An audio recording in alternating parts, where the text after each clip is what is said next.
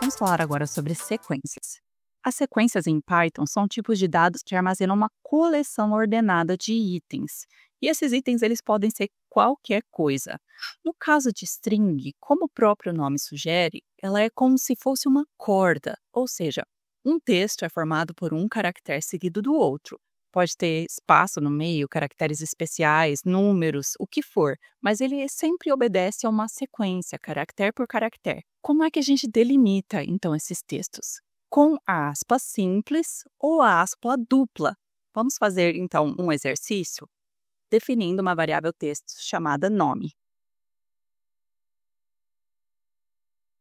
Ele já sugeriu o meu nome aqui, mas na verdade eu quero colocar o nome Chapolin Colorado. Como eu faço, então? Eu tenho que iniciar pela aspa, seja a aspa simples ou a aspa dupla, e eu vou colocar o texto que eu gostaria. Veja o que ele já trouxe para mim, a finalização com a aspa simples. Vamos executar e vamos agora chamar o tipo dela. Muito bem, nós temos uma variável do tipo str, ou string. Agora, o que aconteceria se eu mudasse para aspas duplas? Mesmo resultado. O que não pode acontecer é da gente abrir usando um tipo de aspa e fechar usando outro tipo. Se eu executar isso aqui, ele vai dar um erro, dizendo que a string ela não foi terminada, porque a partir do momento que eu iniciei ela com uma aspa simples, ele está aguardando ainda eu finalizar com uma aspa simples.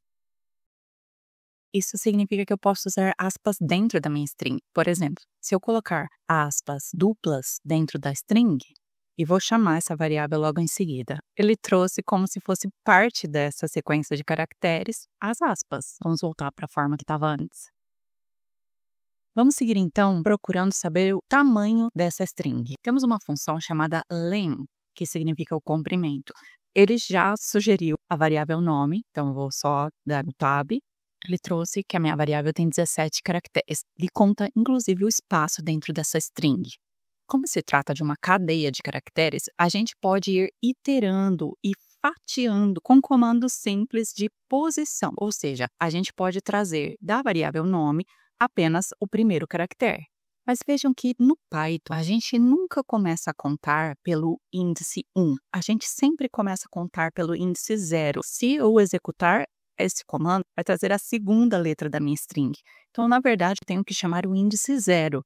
Que aí sim seria a primeira letra da minha cadeia de caracteres. Agora, digamos que eu queira trazer algo contínuo, do primeiro até o quarto caractere. Então, eu vou chamar novamente a variável, e sempre que eu for passar a iteração ou a localização dentro dessa string, eu vou usar os colchetes. Eu vou passar dentro dos colchetes o intervalo que eu quero trazer. Então, eu quero desde o primeiro, então 0, até o quarto caractere. Mas, Amanda, você não falou que ele começa do 0, então teria que chamar o 3? Na verdade, essa iteração inclui a primeira posição, mas não inclui a última posição, que significa que ele sim vai trazer até o caractere de item 3. Vamos ver se é isso mesmo? Eu consegui trazer do primeiro até o quarto caractere. Agora, se eu quisesse trazer do quinto até o último, então vamos pensar, se o índice começa do 0, então eu tenho que chamar a partir do item número 4. Então, com 2 pontos, eu vou chamar aonde termina a minha palavra. Então, eu sei que tem 17 caracteres, certo? Então, eu posso colocar o 17 aqui?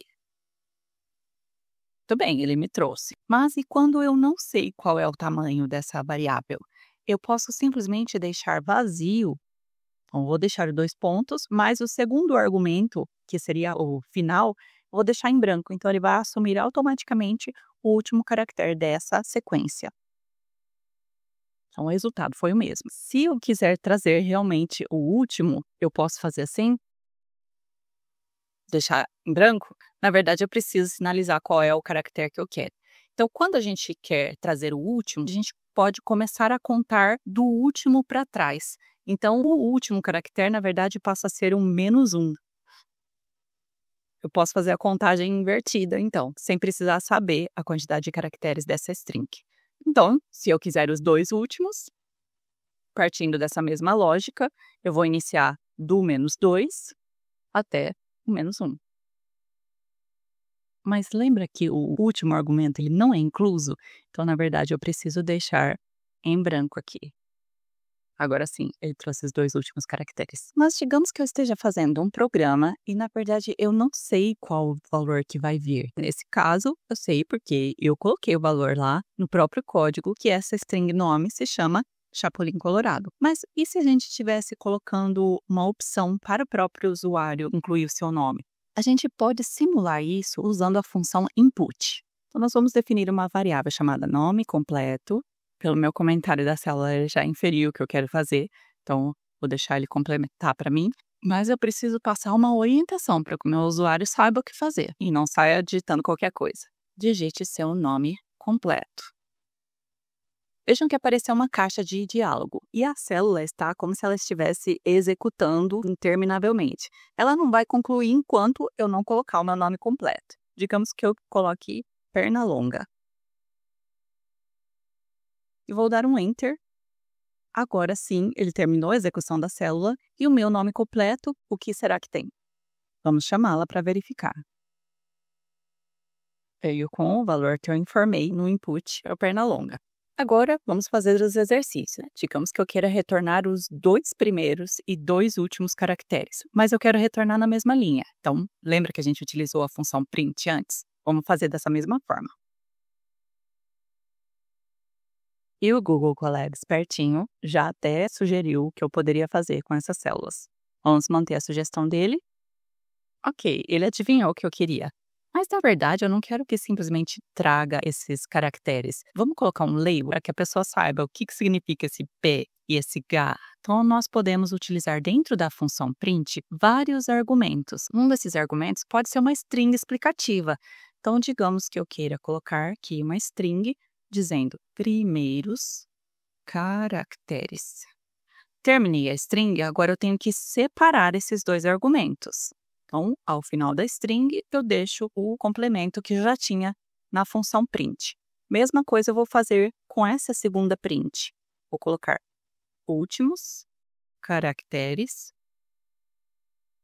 fecho aspas e separo os 2 argumentos. Então, ele vai devolver essa instrução na ordem que eu estou colocando dentro do print. Faltou um ponto e vírgula ali. Vamos colocar para ficar mais bonitinho.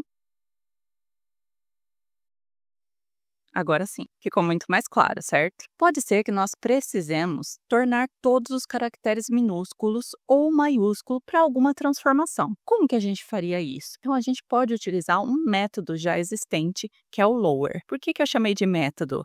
Porque diferente da função, que eu chamo o nome da função primeiro e abro parêntese, o método a gente chama primeiro a variável ou objeto que a gente está usando, e em seguida o método. Nesse caso, a minha variável é nome completo, e eu vou colocar ponto lower. Já entendeu também? Dá um tab e